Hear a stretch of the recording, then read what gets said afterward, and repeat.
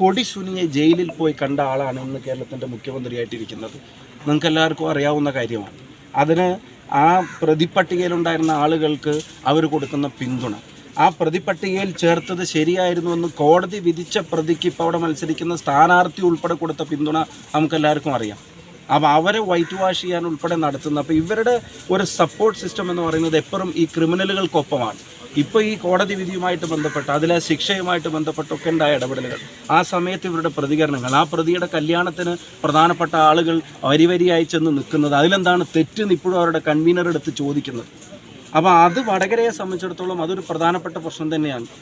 അതൊരു ഒരു ഒരു ഒരു മനുഷ്യത്വമുള്ള ഏതൊരാൾക്കും അംഗീകരിക്കാൻ കഴിയാത്ത കേരളത്തിലെ ഏറ്റവും ക്രൂരമായ രാഷ്ട്രീയ കൊലപാതകങ്ങളിൽ ഒന്നാണ് അതെന്നുള്ള കാര്യത്തിൽ സംശയം വേണ്ട.